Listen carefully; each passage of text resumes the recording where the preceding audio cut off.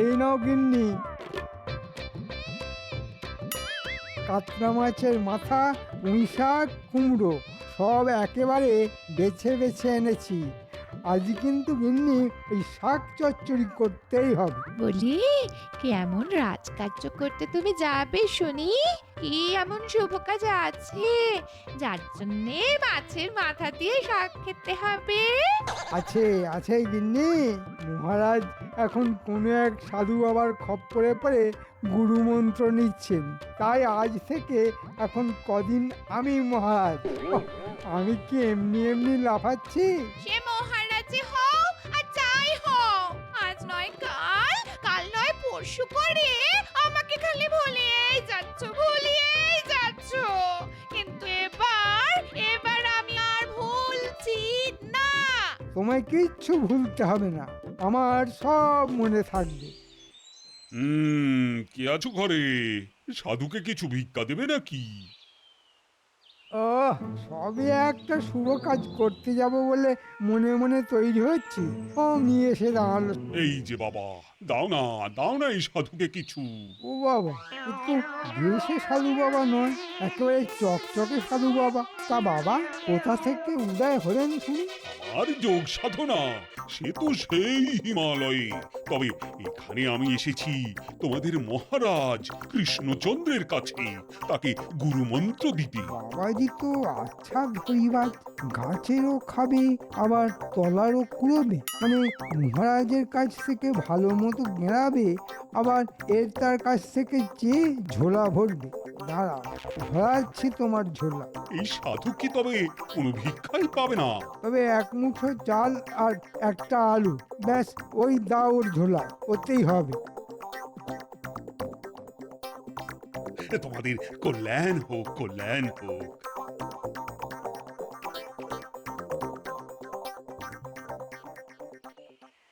কই গো গিন্নি, দাও ঘ্যাঁট চচ্চড়ি ডালনা যা হোক কিছু একটা দিয়ে চারটি ভাত দাও দেখি, আমার যে বড় দেরি হয়ে যাচ্ছে। তাই বলো, আমি তো ভাবলাম মহারাজ তোমাকে দেখেই একেবারে গদ গদ হয়ে তোমার মাইনে বাড়িয়ে দেবেন। সে মহারাজ হলে না হয় হতো, তবে মন্ত্রী মশাই কি আর অত সহজে ঘাড় পাতবেন? তোমার যত হম্বি তম্বি সব এখন নেই। হ্যাঁ, যাও দেখি মন্ত্রী মশাইকে বাগে এনে কেমন গুছিয়ে ফেলতে পারো। হ্যাঁ, তাহার কেমন করে হবে গিন্নি, মন্ত্রী মশাইয়ের সঙ্গে যে আমার একেবারে আদায় কাঁচকলায়। হ্যাঁ, তার মানে তুমি আবার মন্ত্রী মশাইয়ের সঙ্গে ঝগড়া করেছো? হ্যাঁ, ওহ, কি অলক্ষণে কথা রে বাবা। হ্যাঁ, না দিদা, কোনো অলক্ষণের কথা নয়, বরং লক্ষণ খুব ভালো। আমরা এক্ষুনি নিজের চোখে দেখে এলাম। এই কি দেখে এলি রে তোরা? হ্যাঁ, দেখলাম এক সাধু বাবা রাস্তায় রাস্তায় ঘুরে বেড়াচ্ছেন আর সবার মঙ্গল কামনা করছেন আর ভিক্ষা গ্রহণ করছেন। আমরা দেখলাম উনি সেনাপতির বাড়ির দিকে যাচ্ছিলেন। এতক্ষণে বোধহয় সেনাপতির কাছ থেকে চেয়ে চিন্তে কিছু জোগাড় করে ফেলেছেন। তোদের কথাবার্তা শুনে তো মনে হচ্ছে ইনি মহারাজের সেই সাধু বাবা যিনি মহারাজকে গুরুমন্ত্র দিতে এসেছেন। ও, তোরা বুঝি বাড়ি বাড়ি গিয়ে কে কোথায় যাচ্ছে, কে কোথা থেকে আসছে সেইটা নজরে নজরে রাখছিস? হ্যাঁ, বলি পড়াশোনা কি শিখে তুলেছিস? না, সে বললে হয়? পড়াশোনা করেছে, ঘোড়া গাড়ি চড়েছে, তাই আর কিছু করি না করি পড়াশোনা তো করতেই হবে। আমরা তো টাটকা টাটকা দেখলাম আর টলে যাওয়ার পথে দাদুকে সেটা বলে গেলাম। এই চল, আমাদের দেরি হয়ে গেলে পণ্ডিত মশাই কিন্তু নড়ার বদলে এক পা তুলে দাঁড় করিয়ে দেবেন। মন্ত্রী তো কোন রকমে কেঁদে কুকিয়ে এক মুঠো দিল। সেনাপতি বলল, ঘোড়া কেনা বেচা করে তেমন কোনো লাভের মুখ দেখেনি, তাই একটা আধুলি দিয়ে বিদেয় করল। অমাত্য একটা আধুলি দিল বটে, তবে তাও আবার অচল। আবার বলল এই দিয়ে নাকি নুন তেল ডাল সব কিনে নেওয়া যাবে। যাই এবার পণ্ডিতের কাছে গিয়ে দেখি সে আবার কি গল্প শোনায়। চারে কেচা, 4 দুগুণে 8, 3 4 12। পণ্ডিত মশাই আমাকে চিমটি খাচ্ছে। মিথ্যে কথা, ওই আমার চুল ধরে টানছে। পণ্ডিত মশাই, এই দেখো না আপনার টিকিতে একটা টিকটিকি টুকি করছে। এই কে কোথায়? ছোড়াগুলো দেখছি চালিয়ে মারলো। দাঁড়া, কান ধরে দাঁড়া। পড়াশোনা উঠিয়ে দিয়ে তোলে তো দেখছি কান ধরে উঠবোস চলছে। এই সাধু বাবা আবার বলানি কওয়ানি এখানে কখন এসে হাজির হলেন? এখানে কি চাই? আমি এসেছিলাম কিছু দান সংগ্রহ করতে, তাই যদি ও তাই বলুন, সেই জন্যই এখানে ঘুরঘুর করছেন বুঝি? তা সাধু বাবার কোথা থেকে আসা হচ্ছে শুনি? আমি আপাতত মহারাজ কৃষ্ণচন্দ্রের কাছ থেকেই আসছি। ওনাকেই মন্ত্র দিতে এসেছি আমি। ওরে বাবা, তবে আর আমি কি দেব আপনাকে? আমি তো বরং খবর নেব কেমন করে কি জোগাড় হলো ওখান থেকে। বেশি হলে এই দরিদ্র ব্রাহ্মণকেও না কিছু দিয়ে যাবেন। এই মরেছে, এ তো দেওয়ার বদলে নেওয়ার কথা বলছে। তবে কি কিছুই পাবো না আমি? এসেছেন যখন তখন খালি হাতে কি আর ফেরানো যায়? এই নিন দুটো বাতাসা, পথে ঘুরে ঘুরে ক্লান্ত হয়ে গেলে চিবিয়ে জল খেয়ে নেবেন।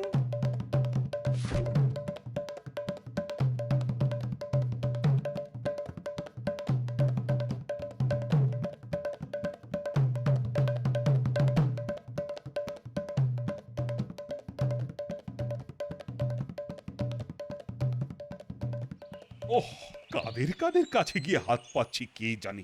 বিজ্ঞানী নিজের আবিষ্কার করা একটা বড়ি দিয়ে বলল, থোড় বড়ি খাড়া দিয়েই খাওয়া দাওয়া সারা যায়। তাই এর থেকে বেশি কিছু দেওয়ারও নেই আর নেওয়ারও নেই।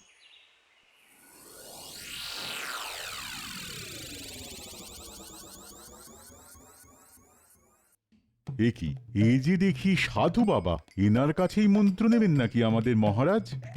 একদম ঠিক, একদম ঠিক। আমি মহারাজের কাছেই এসেছি, তবে এখন আমি পথে পথে দান গ্রহণ করতে বেরিয়েছি। মহারাজের কাছেই যখন আতিথেয়তা গ্রহণ করেছেন, তবে আর দানের কি প্রয়োজন? ঠিকই তো বলেছ রাজবৈদ্য, মহারাজ দেবেন কাঁড়ি কাঁড়ি, তাতেই হবে ঝোলা ভারী। না না না না না, আমি সাধু সন্ন্যাসী মানুষ, এই ভিক্ষাবৃত্তি করেই তো চলে আমার, তাই স্বভাববশতই বেরিয়ে পড়েছি। সে না হয় ভালোই করেছেন, তবে ঘোরাঘুরি করে এমন কিছু জোগাড় হলো কি? হয়েছে কিছু কিছু, তবে আরো কিছুর জন্য আমি তোমাদের কাছেই হাত পাচ্ছি। এ কি জ্বালা, থালা ভর্তি আনাজ দেখে বলেন দেনা দেনা। না না না, আপনাকে যদি দিয়েই দিই তবে আমার চলবে কি করে ভাই? তাই আপনিও যান, আমিও যাই। তা কিছুই কি পাবো না?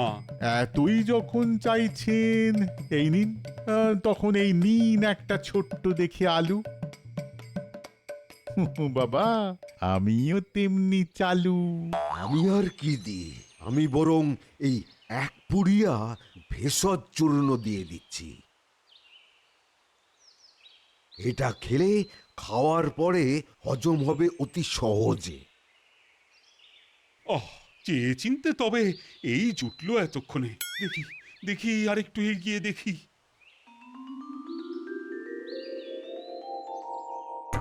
বলে খেতে দাও বলে তো সারা বাড়া মাথায় করে ফেললে, আর খাওয়া যেই হয়ে গেল তখন বসে বসে গায়ে হাওয়া লাগাচ্ছ। হাওয়া লাগাচ্ছি না গিন্নি, বরং হাঁ করে বসে ভাবছি কি দিয়ে কি খেলাম। ও শুধু দাদুকে খাওয়ালেই হবে, আর দাদুর এই সৈন্যবাহিনীর কি হবে? দাদু খেলে আমরাও খাবো, আনন্দে বগল বাজাবো। এই রাজনা একেবারে তককে তককে ছিল।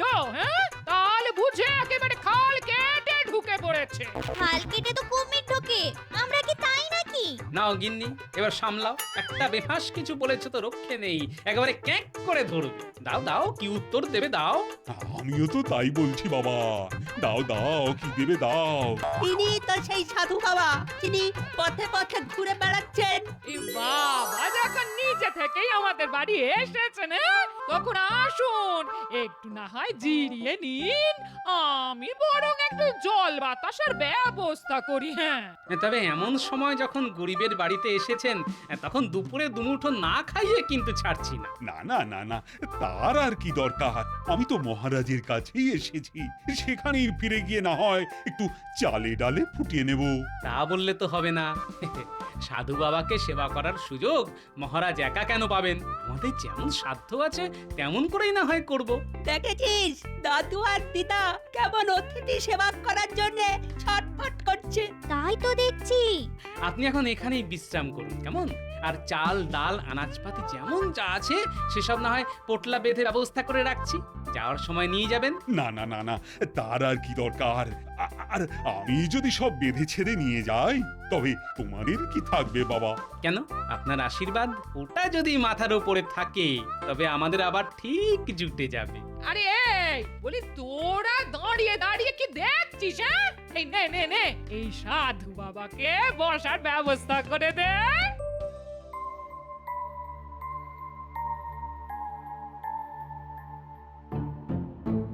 মনে হচ্ছে মহারাজের মাথাটা একেবারেই খারাপ হয়ে গেছে।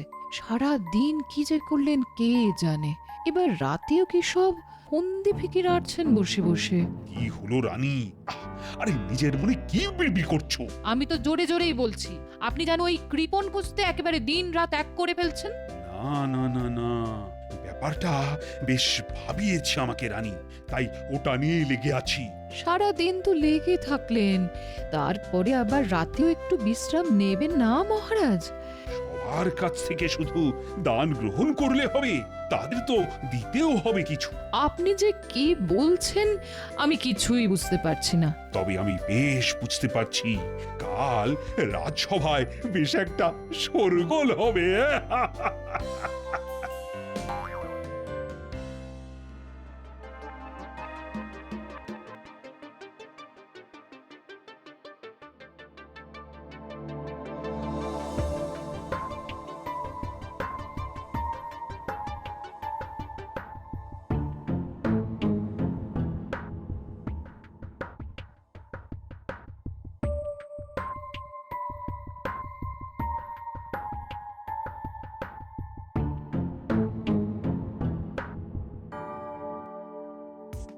কি সভা আলো করে বসার বদলে সবাই যেন মুখ কালো করে বসে আছে।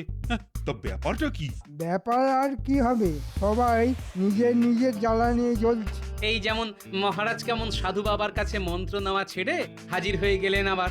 না তাতে আর কি হয়েছে, তবে সাধু বাবা কি মাঝপথে আপনাকে ফেলে রেখেই হাওয়া হয়ে গেলেন নাকি মহারাজ? সে কথা না হয় বলছি, তবে তার আগে কেমন কি জ্বালা সেটা তো শুনি। কাল দিনে রাতে যা হলো, আমারও শুধু কপাল চাপড়াতে ইচ্ছে করছে। আমার তো মনে হচ্ছে ওই সাধু বাবা নিশ্চয়ই কোনো জাদু জানেন। তা কিরকম কি জাদু দেখালো শুনি? দেখবে আবার কি, যেমন যা দিলাম গুনে তাই ফিরে এলো দেখি অনুরূপে। একদম ঠিক বলেছে।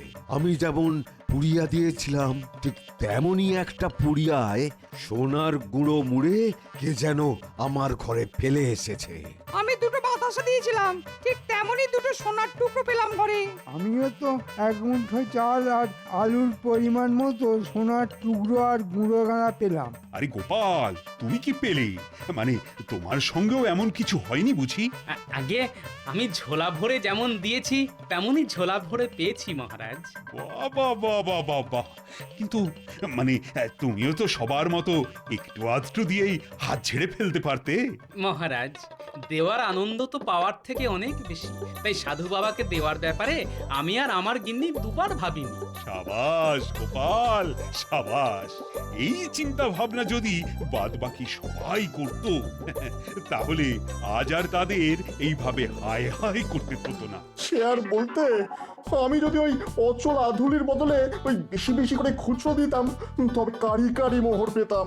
ইস, সবাই যখন সার সত্যটা বুঝেই গেলে তবে আর একটা সত্যি শোনো, ওই সাধু আর কেউ নয়, তোমাদের এই মহারাজ। তোমাদের মধ্যে কে কেমন কৃপণ সেটা জানার জন্যেই আমি সাধুর বেশেই তোমাদের পরীক্ষা নিয়েছি। আর বেশ ভালোভাবেই বুঝেছি কারা কৃপণ আর কে দানি। আপনি আমার বুদ্ধির তারিফ করেন মহারাজ, তবে এবার যে আপনার বুদ্ধিরও তারিফ করতে হবে। জয় মহারাজ কৃষ্ণচন্দ্রের জয়।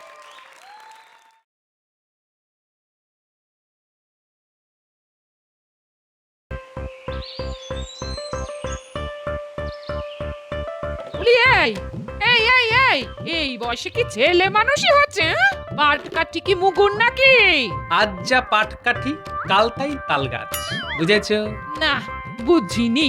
তবে আজ যে পাগল কাল সে উন্মাদ, এটা জানি। হ্যাঁ, গিন্নি, জীবনের ধন কিছুই ফেলা যায় না, এটা জানো তো? জানি না আবার, হ্যাঁ? হাড়ে হাড়ে জানি, নইলে এই বয়সে পাটকাঠি দিয়ে কেউ মুগুর ভাজে? হ্যাঁ? ছোটবেলায় কত কুস্তি লড়েছি, আজ সে কথাটা মনে পড়ে গেল গিন্নি। ভাবলাম পাটকাঠি দিয়ে শুরু করা যাক না, পরে না হয় লোহার মুগুর নেব। মুগুর চোখে দেখেছো কোনোদিনও? তোলা তো পরের কথা। হ্যাঁ, না তো, তাই তো পাটকাঠি দিয়ে শুরু করলাম। মুগুর না ভাজলে বুঝি পালোয়ান হওয়া যায় না? বাহ বাহ, চমৎকার একটা যুক্তি দিলে। দাঁড় না টেনেই কেউ যদি মাঝি হয়ে যায় তবে তো নৌকোয় কেউ উঠবে। বুঝেছি, খাট হয়েছে বাবা, এই ভুল আর করবো না, কথা দিলাম।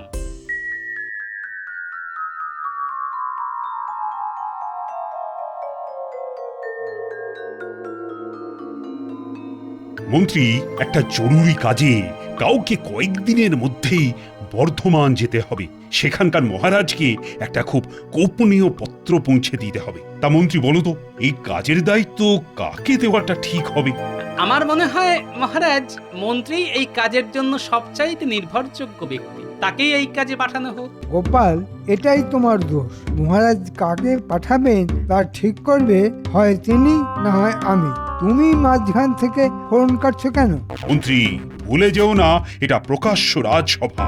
গোপাল তার বক্তব্য পেশ করেছে মাত্র। মহারাজ, বর্ধমানে যাওয়াটা তো এবার কোনো দামি জিনিস বা সোনাদানা নিয়ে যাওয়া নয়, গোপনীয় চিঠি। তাই এই নিরীহ কাজের উপযুক্ত লোক মন্ত্রী নিজেই। এই কাজের জন্য যাতে আপনি মন্ত্রীকে নির্বাচন করেন, আমি সেই কথাটাই মহারাজকে বলেছি। এবার মন্ত্রী বলুক, আমি কি খুব খারাপ কথা বলেছি মহারাজ? শুধু খারাপ কথাই নয়, অত্যন্ত কুরুচির পরিচয় দিয়েছো গোপাল। সোনাদানা যদি যেতই, তবে কি সেটা নিয়ে যাওয়ার জন্য আমি উপযুক্ত নই? গোপাল কি বোঝাতে চেয়েছে সেটা বোঝার মতো বুদ্ধি আমার আছে। এই দেখুন, একটা সহজ কথা কিভাবে মন্ত্রী একেবারে উল্টো দিকে ঘুরিয়ে দিল। আমি বলতে চেয়েছিলাম, সোনা দানা নিয়ে গেলে রাস্তায় চোর ডাকাতের ভয় থাকে, এমনকি প্রাণের মায়াও মাঝে মাঝে ত্যাগ করতে হয়। কিন্তু একটা চিঠি নিয়ে গেলে তার কি কোনো মূল্য ডাকাতদের কাছে আছে মহারাজ? কিন্তু এই সাধারণ কথাটাই মন্ত্রী তার অসাধারণ বাগ্মিতায় ঠিক উল্টো পথে চালিত করলো। মহারাজ, এই ব্যাপারে আমার আর কিচ্ছু বলার নেই, এই আমি চুপ করলাম। আপনি যে সিদ্ধান্তই নেবেন আমি মাথা পেতে নেব মহারাজ। তাহলে আমিই বলি, কে যাবে? গোপাল ঠিক কথাই বলেছে, এটি রাজকার্যের মধ্যেই পড়ে। তাই মন্ত্রীকেই আমি নির্বাচিত করছি এই কাজের জন্য। কি মন্ত্রী, রাজি তো? আমি আর কি বলবো মহারাজ, গোপালই তো আমার হয়ে সব বলে দিয়েছে। সহজ করে কথা বলেন না কেন? আপনি যাবেন কি যাবেন না সেটা মহারাজকে স্পষ্ট করে বলে দিন না। আগে গোপাল যখন চাইছে তখন আমিই যাব মহারাজ। আপনিও সেটাই চাইছেন, তাই আমার কাজ আমাকে বুঝিয়ে দিন, আমি যাওয়ার জন্য প্রস্তুত। উত্তম উত্তম, তাহলে যাওয়ার জন্য তৈরি হও, এবং সেটা যত তাড়াতাড়ি সম্ভব।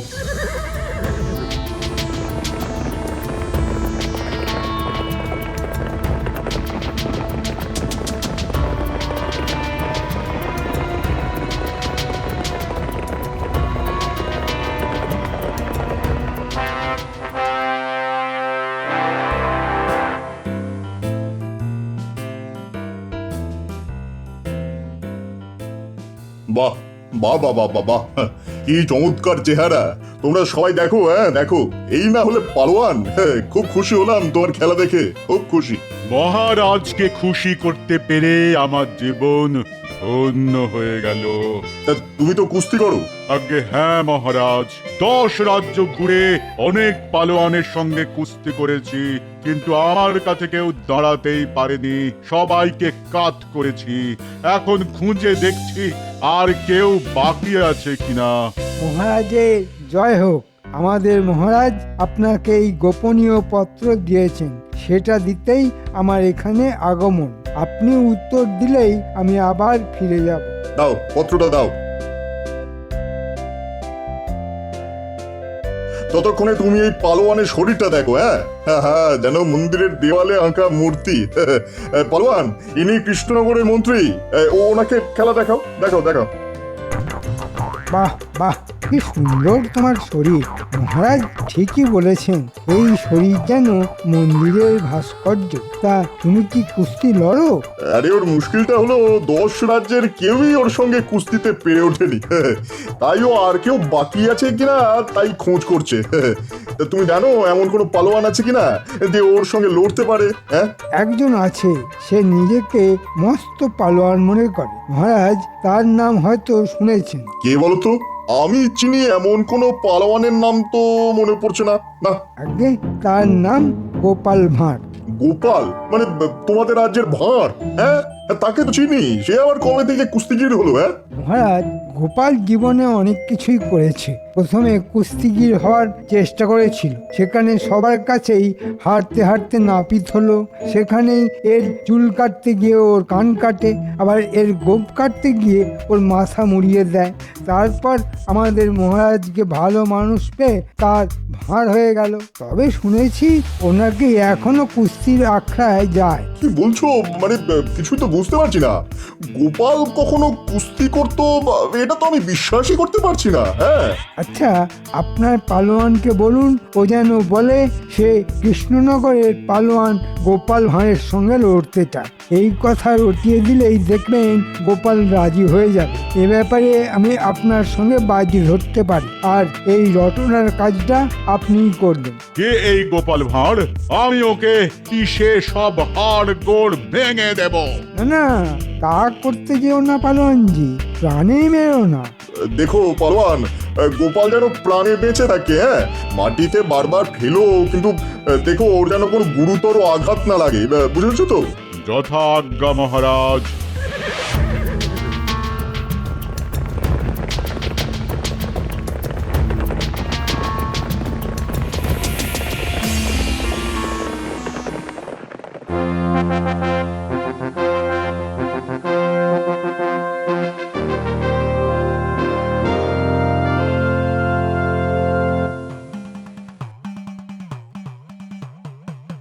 মন্ত্রী, এই কাকে নিয়ে এসেছো? এরকম চেহারা তো সচরাচর দেখা যায় না। এ কি পালোয়ান? কুস্তি করে? আগে হ্যাঁ মহারাজ, এর শরীরের পেশি দেখলে মন ভালো হয়ে যাবে, দেখবেন নাকি? নিশ্চয়ই মন্ত্রী, দেখবো। পালোয়ান, দেখাও তো তোমার এই সুগঠিত পেশির খেলা। এই দেখুন আমার শরীর কেমন কথা বলে। বাহ বাহ বাহ বাহ, এ কি শরীর নাকি পাহাড়! সবার শরীর যদি এমনটা হতো।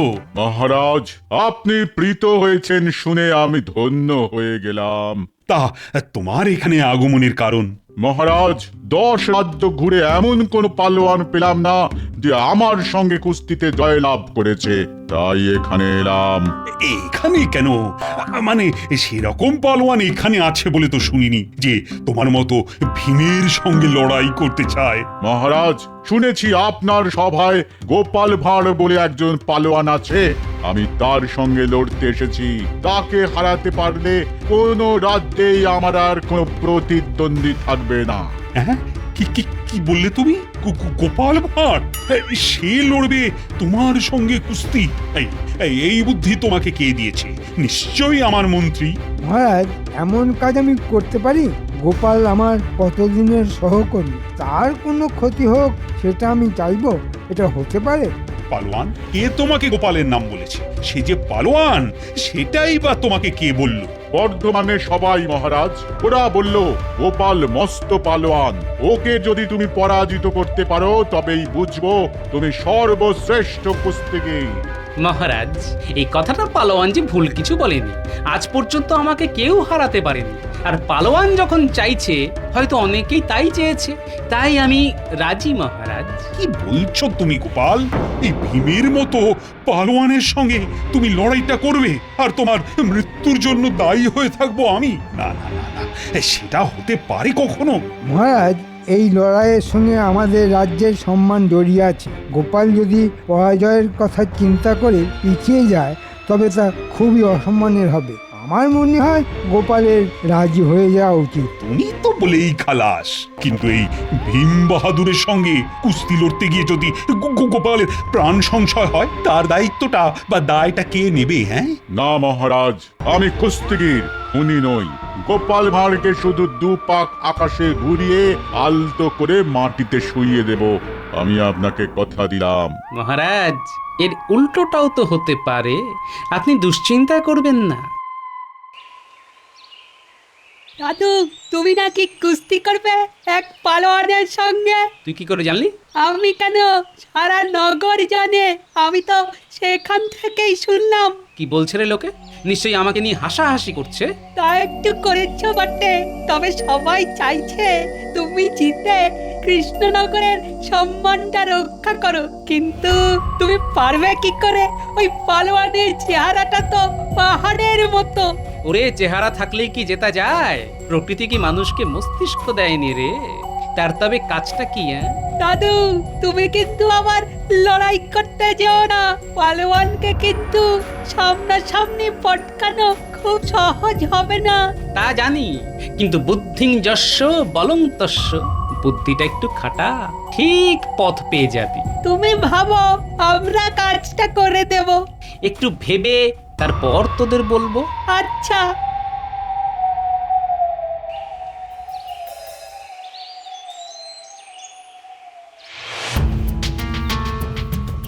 এবার গোপালকে কে বাঁচায় দেখি।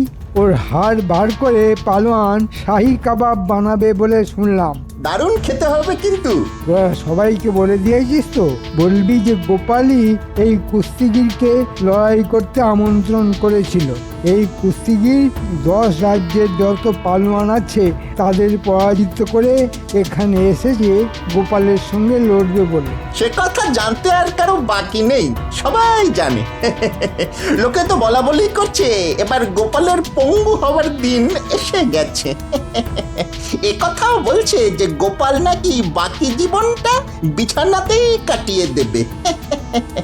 ভালোই হবে, ওর বুদ্ধি আর মহারাজের কোনো কাজে লাগবে না। বেটা লজ্জায় আর কথাই বলতে পারবে না, বোবা হয়ে যাবে। আর মহারাজকে বুদ্ধি দিয়ে আমি বড়লোক হয়ে যাব।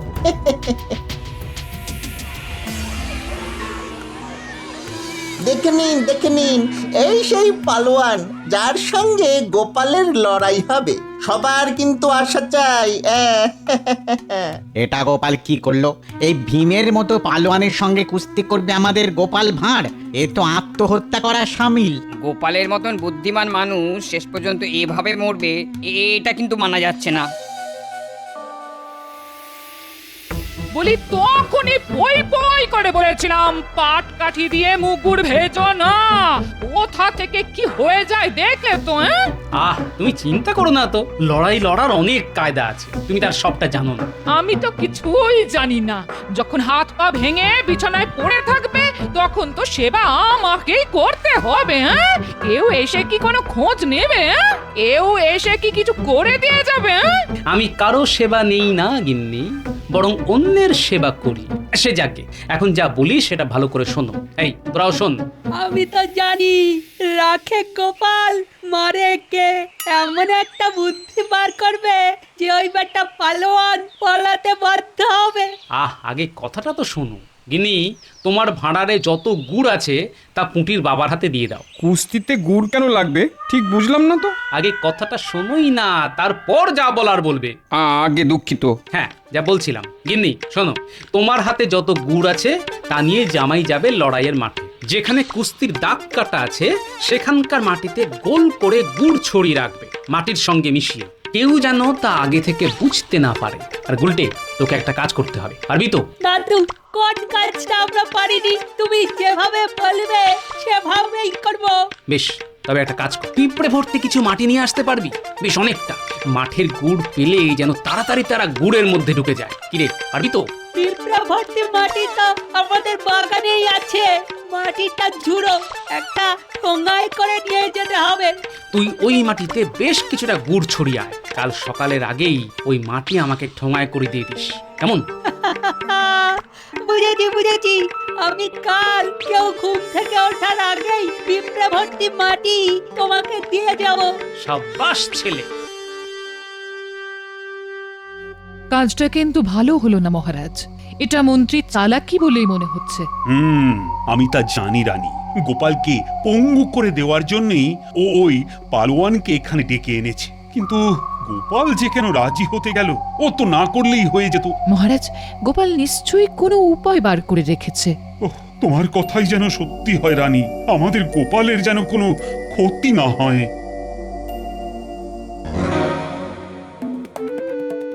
এসে গেছি, হাতে গুড় নিয়ে। ধারে কাছে কেউ নেই, এবারে গুড় ছড়িয়ে দিতে হবে।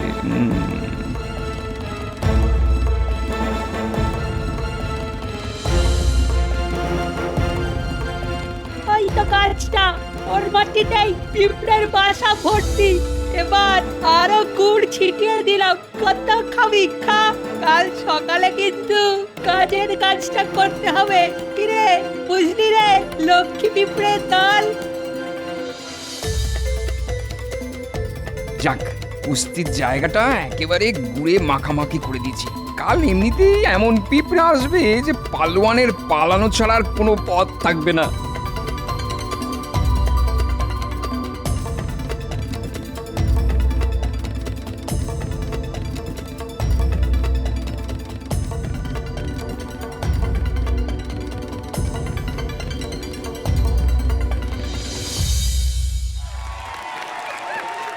রানী, ও রানী, আমার খুব কষ্ট হচ্ছে গোপালের জন্য।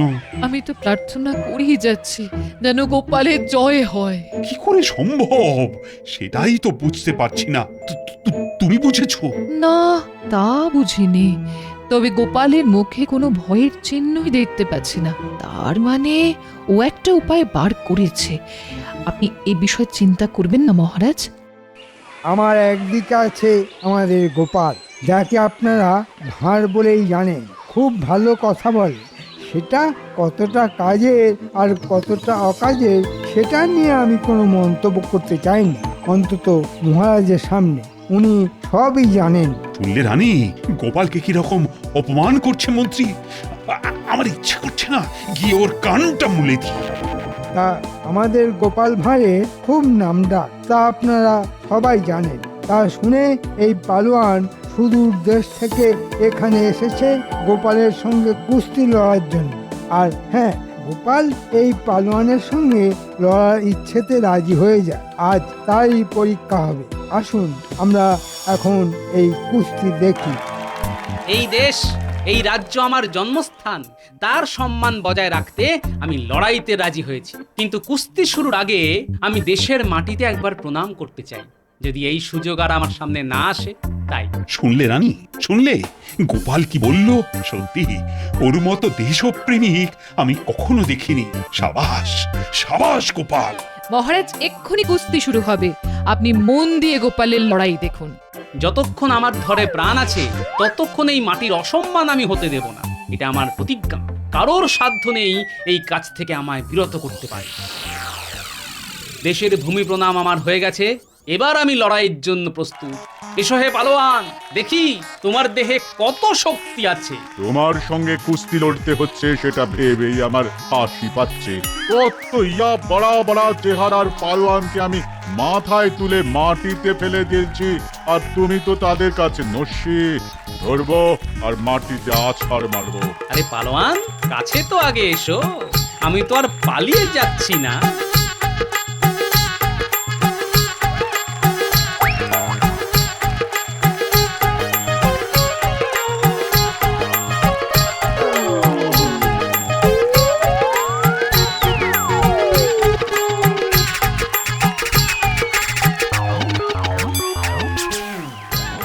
মরে গেলাম, মরে গেলাম, বাপরে বাপরে, এত পিঁপড়ে করতে গেল। মরে গেলাম, মরে গেলাম, মরে গেলাম। গোপাল, গোপাল, গোপাল। না না, আমি আর পারছি না, আমি আর পারছি না। পালাই, পালাই, পালাই। আমি লড়বো না, আমি পালাবো, আমি পালাবো। আরে আরে পালোয়ান পালাচ্ছে, এও কি সম্ভব রানী? সব সম্ভব। গোপালের পক্ষে কোনো কিছুই অসাধ্য নয় মহারাজ। আমার সঙ্গে লড়াই করতে গিয়ে ভয় পেয়ে পালোয়ান মাঠ ছেড়েই পালালো। মহারাজ, তাহলে এই লড়াইতে কে জিতলো? কে আবার? তুমি জিতেছো। আর শুধু তাই নয়, তুমি কৃষ্ণনগরের সম্মান রেখেছো। জয় জয় গোপালের জয়, জয় গোপালের জয়। আরে ও পালোয়ান, কি আশ্চর্য! তুমি মাঠ ছেড়ে পালালে কেন? এখন আমি মুখ দেখাবো কেমন করে? মাথা খারাপ, পিঁপড়ের সঙ্গে লড়বো কেমন করে? আরে আমি তো সেটাই বলছি। গোপাল তোমার সামনেই একটা পিঁপড়ের মতো, আর ওর ভয়ে তুমি মাঠ থেকে পালিয়ে এলে, এই তোমার সাহস! ছি ছি ছি। ওসব বড় বড় কথা আমাকে বলে লাভ নেই। পিঁপড়ের কামড় আমি খেতে পারবো না। তুমি একটা হতচ্ছাড়া, আমাকে পিঁপড়ের কামড় খাওয়ালে? তুমি আমার বুকে এসো গোপাল। এই অসম্ভব ব্যাপারটা কি করে ঘটালে তা আমি কিন্তু এখনো বুঝতে পারিনি। আমি পেরেছি, আর এই জন্যেই গোপালকে রক্ষা কারো পক্ষে সম্ভব নয়।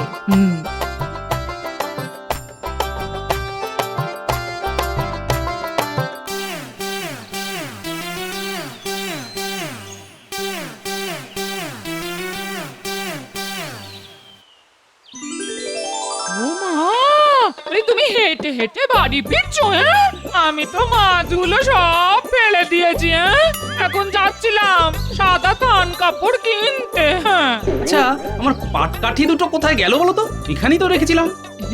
দেখো, ওই যে দুটো মুগুর কিনে এনেছি। হ্যাঁ, তুমি যে এত বড় কুস্তিগীর তা তো আগে জানতাম না। হ্যাঁ, এখন জেনেছি, তাই তো নিয়ে এলাম গো। এই মুকুর দুটো তোমায় আমি উপহার দিলাম। পড়াশোনা উঠিয়ে দিয়ে তোলে তো দেখছি কান ধরে উঠবোস চলছে। এই সাধু বাবা আমার বলানি কমানি এখানে কখন এসে হাজির হলেন? এখানে কি চাই? আমি এসেছিলাম কিছু দান সংগ্রহ করতে, তাই যদি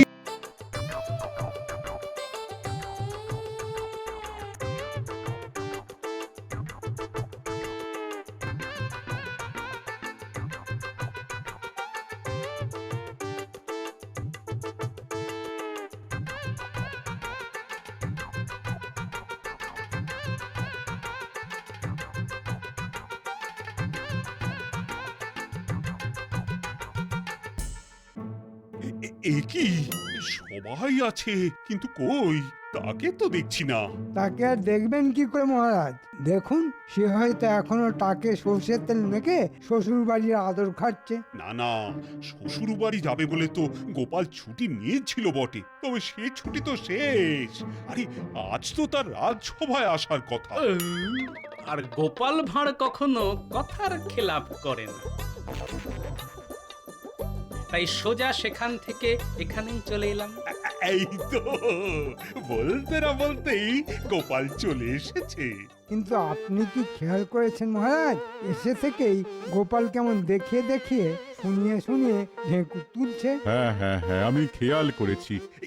না মানে গোপালের মনে হয় খাওয়া দাওয়াটা একটু ভারী হয়ে গেছে। কি করব মহারাজ, এমন সুস্বাদু খাবার যেন এখনো মুখে লেগে আছে। গোপাল মনে হচ্ছে একেবারে কবজি ডুবিয়ে খেয়েছে। তবে শাস্ত্রে লেখা আছে, অতি ভোজন স্বাস্থ্যের পক্ষে অত্যন্ত ক্ষতিকারক। বৃথাই বলা, গোপাল এসব কথা এক কান দিয়ে ঢোকাচ্ছে আর এক কান দিয়ে বার করে দিচ্ছে। না, তা কেন হবে? ওই তো গোপাল খুঁটিনাটি শুনছে আর মিটি মিটি হাসছে। ওই হাসিটাই হবে মহারাজ। তবে গোপাল যা কিপটে, তাতে নিজে সবার খাবে, তবে সবার জন্য নিজে কিছু খরচ করবে না। আমি মন্ত্রী মশাইয়ের সঙ্গে একমত। এই কথা স্বীকার করতেই হবে, গোপাল কিঞ্চিত নয় বরং বাড়াবাড়ি রকমের মিথ্যাব্যয়ী। এটা আমি কি শুনছি, তুই নাকি কিপটে? এই তো টেকো ব্যাটা এবার আচ্ছা পেঁচে পড়েছে। তাই না হয় মেনেই নিলাম আমি কৃপণ, কিন্তু কিপ্টে কে নয় মহারাজ? তাই তো, এই প্রশ্নের এখন আমি কি উত্তর দিই? এই হলো গোপালের কারসাজি। যেই দেখলো নিজে আটকে গেছে অমনি সবাইকে নিয়ে টানাটানি শুরু করেছে। না না না, ব্যাপারটা হেসে উড়িয়ে দেওয়ার মতো নয়। গোপালের প্রশ্নটা তো আমাকে বেশ ভাবিয়ে তুললো।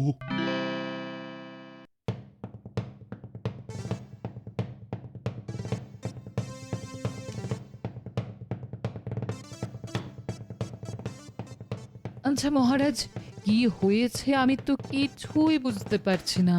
চিন্তাটা কি সেটা তো বলবেন। চিন্তা হলো আমার সভাসদদের মধ্যে কে সব থেকে বেশি কৃপণ সেটা আমায় জানতে হবে। ওহো, এই কথা! আমি ভাবলাম কি না কি। না না মহারানী, ব্যাপারটা ওরকম উড়িয়ে দেবার মতো নয়। এই একটা চিন্তাই সকাল থেকে আমাকে বিচলিত করে রেখেছে। তাহলে এখন কি করবেন আপনি মহারাজ? সেটাই তো ভাবছি। একদিকে মন্ত্রী তো অন্যদিকে আবার গোপাল।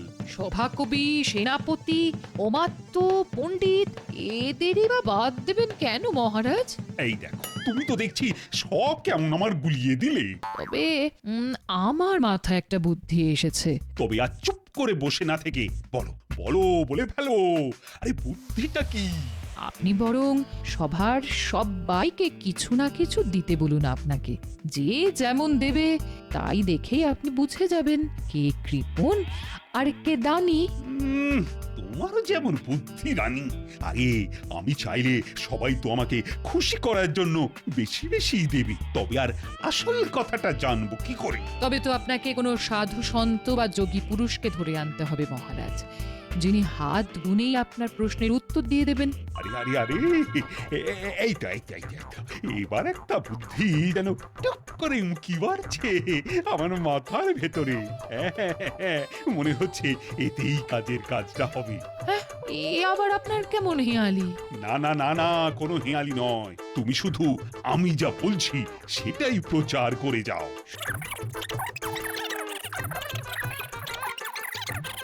সব শুনে আমার তো আরো সব গুলিয়ে গেল। তোমার গুলোলেও আমি যে এবার এই এক চালেই সব কটাকে একেবারে চেলে নেব।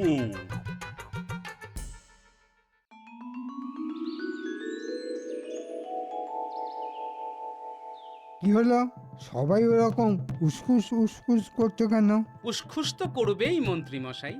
রাজসভায় মহারাজ নেই, মানে এ যেন অনেকটা ওই ধর আছে কিন্তু মুন্ডু নেই, তেমন ব্যাপার, তাই না? গোপাল ঠিকই বলেছে, রাজা না থাকলে রাজসভার হবে কি করে? কিন্তু ব্যাপারটা কি হলো সেটাই তো বুঝতে পারছি না। মহারানী খবর পাঠিয়েছেন এক ত্রিকালজ্ঞ সাধু হিমালয় থেকে নেমে এসেছেন মহারাজকে গুরুমন্ত্র দেবেন বলে। তাই এক সপ্তাহ মহারাজ রাজসভায় আসতে পারবেন না। হঠাৎ করে মহারাজ আবার এইসব মন্ত্রতন্ত্র নিয়ে মাথা ঘামারে গেলেন কেন? বেশ তো চলছিল। কই, আগে তো এমন কিছু শুনিনি কখনো। আগে শোনি বলে আর কখনো যে শুনবে না এমন কথা কোথাও লেখা আছে নাকি? মনে হচ্ছে মহারাজের মাথাটা আচ্ছা করে চিবিয়ে সাধু বাবা ভালোই মালকুড়ি গেঁড়াবে। চোরের মন তো বোঁচকার দিকেই পড়ে থাকবে। আপনি কি আর ভালো কিছু ভাবতে পারবেন? তুমি কি আমার কিছু বললে গোপাল? না না, বলছিলাম যে ওই আশেপাশে তো কত কি হচ্ছে। এবার না হয় আমরা দেখব ওই মহারাজ যতদিন না আসছেন ততদিন মন্ত্রী মশাই ছড়ি ঘোরাচ্ছেন। এই আশ্চর্য! মন্ত্রী মশাই পিত্রাঘাত করবেন, এমন কাণ্ড হলে তো সবকিছু লন্ডভন্ড হয়ে যাবে। গোপালের যেমন কথা, শরীর কেন ঘোরাবো? আমি তো মহারাজের দেখানো পথে মন প্রাণ দিয়ে রাজকার্য পরিচালনা করব। আর আমরা মহারাজ কবে গুরুমন্ত্র নিয়ে ফিরে আসেন তার দিন গুনবো।